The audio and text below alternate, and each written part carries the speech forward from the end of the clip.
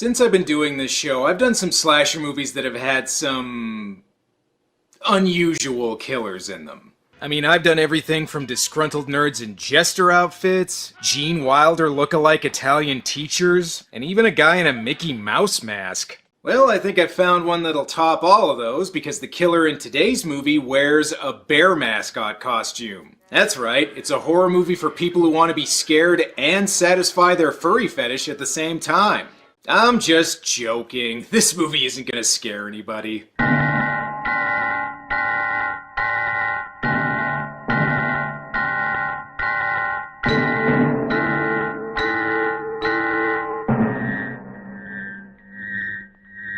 Girls' Night Out is a 1982 slasher movie.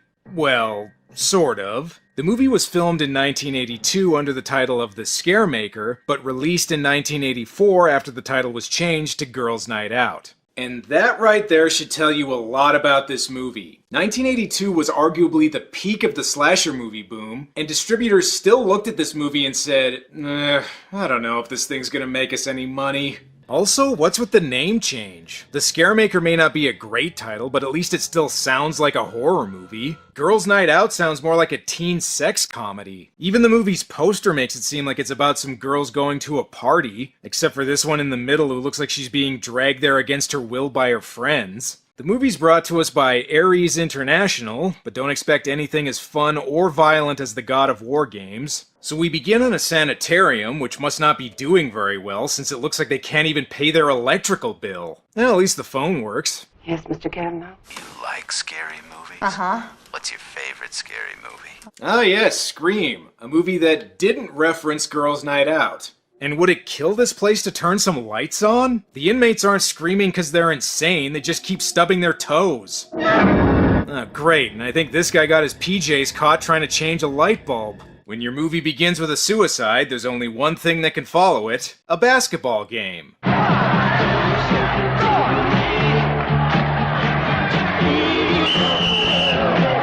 Yeah, because when I think of horror movies, the first thing that comes to my mind is Hoosiers. What's this? Director of Photography Joe Rivers? Okay, well, I will admit he does have some funny camera angles. Hey, take it easy, sexual harassment panda. Save that until after your team wins. Looks like the home team managed to win the big game, although I'm still not sure what the ending of a sports movie is doing at the beginning of a slasher movie. Not everyone seems happy with their victory, though. Hey, Pryor, how about a cheer for our heroic boys? That's what we love about you, Pryor. Your sense of enthusiasm. You like it better if I ran around and made an asshole of myself in a bear suit? That's not so bad. You can harass the cheerleaders and not get in trouble for it. Now that they've won the big game, time for the team to celebrate. Oh, my little super stud. Are you gonna leave some of the chickadees for the rest of the lowlifes? If you ask politely, yes. Okay, so those two are definitely gonna fuck later. Not sure which one's gonna wear the bear costume. At least this movie bucks the usual trend of having teenagers played by 25-year-olds, and instead has them played by 35-year-olds. Before everyone gets ready for the big party, though, we need to meet some of our other characters. The momentum turned on the hardwood floor of the legendary Dewey College campus tonight. And meanwhile, I was confused because, well, I don't know anything about basketball. You don't know nothing? But I kept going. Damned be he who cries out first. Lay off, McDuff. Oh, Mata Hari has learned our secret.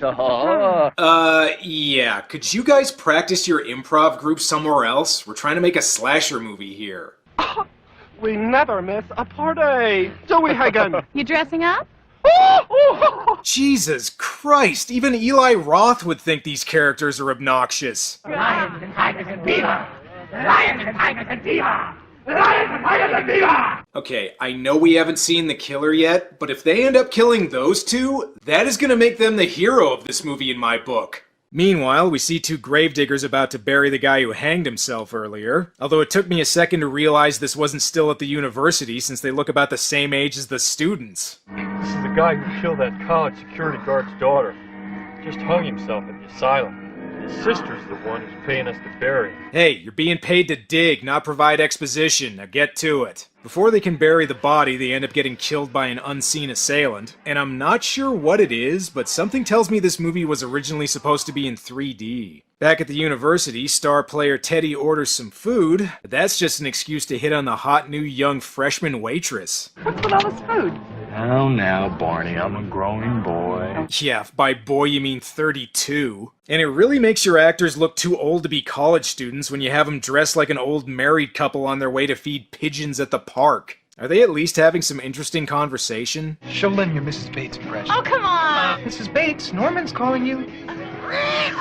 Hey, quit referencing better horror movies. That's my job. This character, by the way, is called Maniac, so we know he's definitely not the killer. Our main characters get ready for the party, although it looks like Teddy and Maniac are already throwing their own Tom of Finland party in their dorm room. Watch out for the boogeyman. Any boogeyman would make a better date than you, honey. Oh, good, she's gone. That means these two can finally have some alone time. And damn it, movie, POV shots are supposed to be from the killer, not one of the victims. Hey, don't be scared. It's just Rick Moranis on his way to the Strange Brew set. You know, you really scared me. You know, girls shouldn't be out at night alone. Alright, that was almost a title drop. These two better get to the party. And hey, it's an Italian fantasy movie themed party. My favorite. And if you had any doubt as to what Teddy and Maniac got up to earlier, this ought to fix that. I would question the Confederate flag, but I think some of the students here are old enough to have actually fought in the Civil War. We get some backstory about a former student named Dickie Kavanaugh, who was sent to the sanitarium after killing his girlfriend on the night of a scavenger hunt that happens every year on campus. See that girl there? Yeah? Patty McVeigh. She was Mac's daughter. Who? Mr. McVeigh, he's head of campus security that's always poking his nose around. I would say he's just trying to make sure no one's drinking underage, but I don't think that's a problem at this party. The movie tries to make us think that Dickie might be the killer. Too bad we already know he's been dead since the opening scene. Well, on the plus side, looks like the nerd managed to find a girl. Unfortunately, I think he may already be finished for the night. And would somebody stop this damn bear mascot already? Grr means no, okay? So is anything else going on at this party? Come on, your turn, Jock Pitts. Jock Pitts opens for one shirt. You're wearing a bra! I don't know where this scene is going, but I hope it ends in a game of Russian roulette. This party scene goes on for more than 10 minutes, and in addition to shit like this, it's mostly taken up by relationship drama among the students. For example, Pryor here is upset that his girlfriend is cheating on him. I don't blame him. If I got dumped for a mascot, I'd be pissed too. I'm not gonna let that creep take you away from me. You got that? Reel it in, Pryor. You don't own me. Get off of me! Get off of me!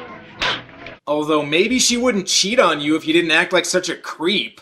Teddy appears to be trying to cheat on his girlfriend too, although, let's be honest, we all know his heart really belongs to Maniac. Busted! Come on, lover boy. Lynn. There's a look that says, oh boy, I'm gonna have to have sex with my girlfriend, aren't I? And did this originally start out as an Animal House type movie and they decided to make it a slasher movie halfway through filming? Where the hell is the killer? How are you?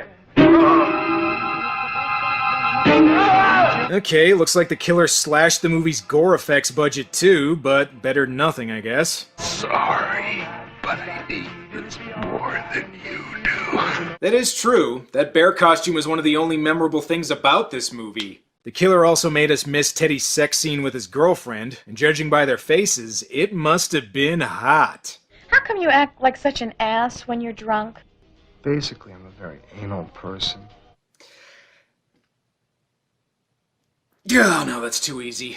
Could this scene possibly get any sexier? Oh,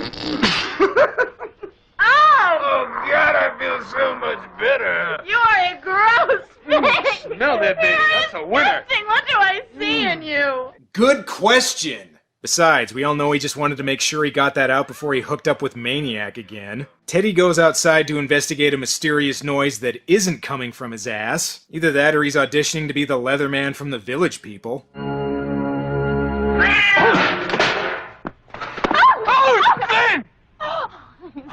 Normally that would piss me off, but I'm just glad it's not more of their post-fart pillow talk.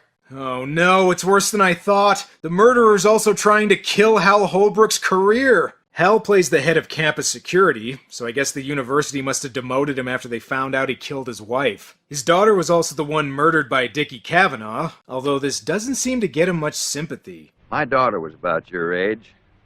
Then she met a guy like you. Now she's dead. Well, I'm sorry, but that doesn't change the way I feel, or anything else. What I'm saying is that I don't give a shit about your dead daughter. By the way, that's Hal's son David Holbrook playing Pryor, so I think I know how the filmmakers got Hal to be in this movie. Dad, I want to be in this movie, but they won't hire me unless you agree to be in it too. Look, son, I told you, you can't just keep using my name to get yourself movie roles. But, Dad... Right, fine, I'll be in your damn movie. Fuck.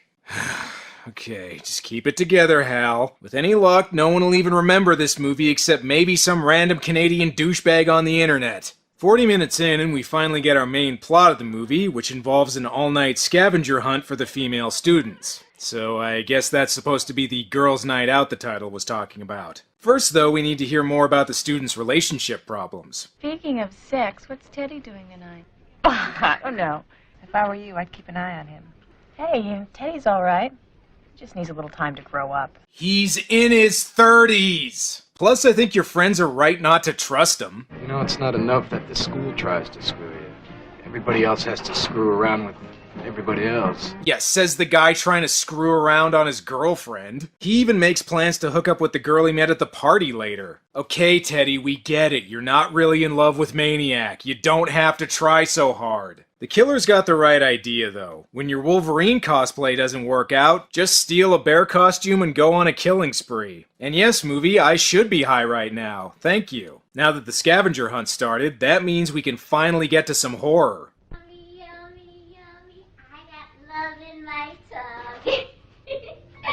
And it's taking me to find you.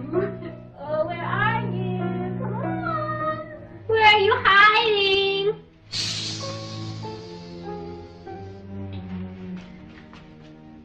Oh, where are you? I know you're in there.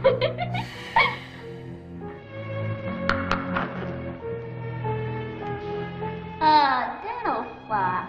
Will somebody please kill something? Bitch! Oh shit, the killer's really Freddy Krueger. Or at least Scary Terry. As if killing people wasn't bad enough, the killer also does crank calls. WDBX, what can I do you for? Dickie is out, and Jamie is number one. Hey, don't hang up yet. You forgot to say, hey, jerky. I don't know about this scavenger hunt. The items they're looking for are a lot darker than I expected. Hey, relax. She's just posing for the movie's poster. And if you were hoping for some creative kills in this movie... Okay, since the movie cut away so abruptly, I'm just gonna assume the killer hugged her to death. And either the killer managed to change clothes immediately, or this is actually someone else.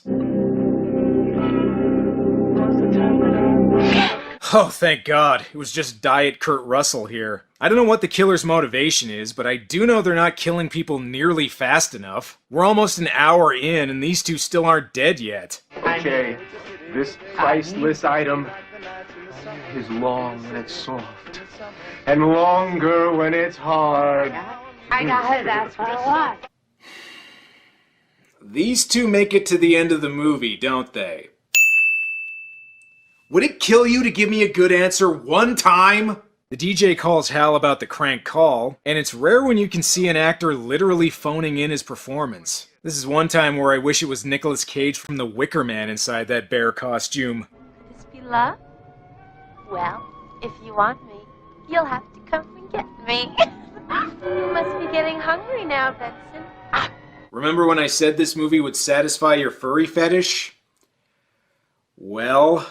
And it's a little hard to be scared when your killer looks like he's there to teach kids how to count. I'm gonna slit your throat, you whore. Oh, come on, Benson. I know you're faster than that. Oh shit, it's a real scare. That's for not doing more to prevent forest fires, motherfucker. Now that someone else has been killed, I guess it's time for another crank call. Security McVeigh.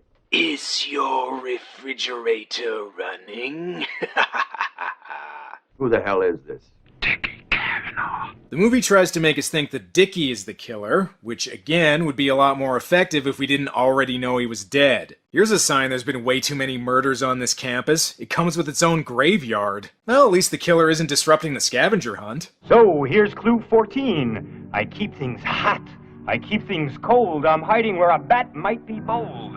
Where would you find a bold bat? I don't know, a Turkish knockoff movie? And do you know where this creepy graveyard scene goes? Getting scary out here. Will you relax? I'll see you later. Bye. That's right, no one gets killed, they just find the next clue. Thanks, movie. Hal's still desperately trying to figure out what's going on, but considering he's being filmed in a different location several weeks after the main actors, I don't know if he's gonna be much help. Meanwhile, one of the girls figures out the DJ's clue, and I don't know what the next item is, but I hope it's a better horror movie. Hello, Leslie. Nope. And if you thought the kills were brutal before...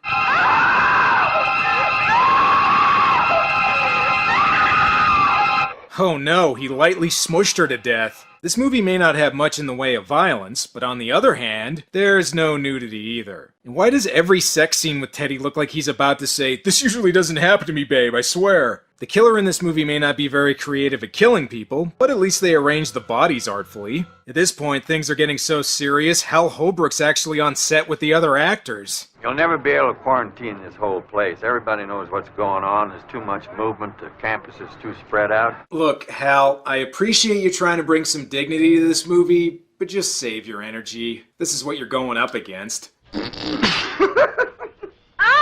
Hopefully the cops' interrogation of the students is going better. We know Leslie Peterson was your girlfriend. I know what y'all are thinking. You're thinking that she quit on me and I killed her. No, Maniac. We're actually thinking you'd be happier with Teddy. And I guess we got more red herrings to get to. I was in love with her. We went out together for over 2 years. And then she dumped me for some ass. You guys don't think I had anything to do with this, do you? Well, the movie really wants us to think it was you, so yeah, it probably wasn't you. And I don't think it was this girl's Tony Danza Lou Ferrigno hybrid boyfriend either. Somebody saw Teddy Ratliff leaving your room at 3 in the morning. I asked around. I know it's true. It's not true. It's a lie. Get out. Huh? No. Get out. Go take yourself and get out. No. It's probably for the best that he's kicking her out. It's about time she stopped going to college and started thinking about her retirement. She gets scared walking from her dorm, which means she probably didn't see the killer. And don't you just hate it when your side piece phones you when you're with your girlfriend? I mean, it's bad enough Teddy already has to pretend he's into this girl. I don't want to be here. I want to go over right now. I don't want to be here. You don't want to be here. How do you think Hal Holbrook feels? Speaking of which, Hal makes an important discovery about the killer's identity. Brought to police headquarters for questioning. He was accompanied by his twin sister. Twin? My God, when you draw hair on Dickie's picture, the Canadian $5 bill looks like Leonard Nimoy. And are you ready for the big reveal of who the killer really is? Hey! It's the waitress from the diner. Sure, why not? Lady Kavanaugh? I'm not Katie. And she's possessed by a demon, apparently. So it turns out Dickie's sister was actually the one who killed Hal's daughter after she broke up with Dickie. And now she's killing the other girls because she thinks all women are whores? Or something? I don't know. The movie pulled the killer's identity out of its ass. Might as well get her motivation from there too. But all of that pales next to the real twist ending of this movie. Just watch. Katie, Dickie is dead. He's not dead. I just brought him home 2 days ago from the hospital myself. Holy crap! Turns out her twin brother that we knew was dead the whole time was really her dead twin brother all along. Meanwhile, Hal is left wondering, can I have my check now, please? Girls' Night Out wasn't exactly positively received when it was first released, which is no surprise since I think mainstream movie critics were actually required by law to hate slasher movies in the 80s. But surely it's been more positively received over time, right? Nope! Much like Slaughter High, this is another movie where I can't tell if it's making fun of slasher movies or is just a really dumb slasher movie. Regardless, it's not nearly as entertaining as Slaughter High, with the killer's bear costume being the only memorable thing about it. The kills are unimaginative, the movie's surprisingly tame, and most of the time it alternates between being boring and just plain annoying. The one bright spot is Hal Holbrook, who even though he's clearly just going through the motions, still manages to bring some gravitas to this movie. I'll tell you one thing though, I'd pay good money for a sequel where Hal Holbrook feeds the killer from this movie to Fluffy from Creepshow. Well, that's all for now. Until next time.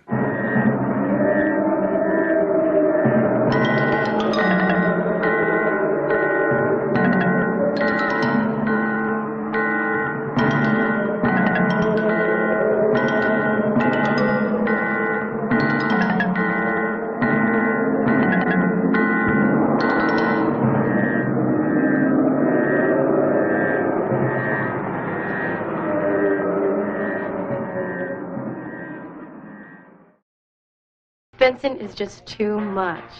He kept it up forever. It hurts when I sit down. God, Sheila, he's your cousin. Second cousin.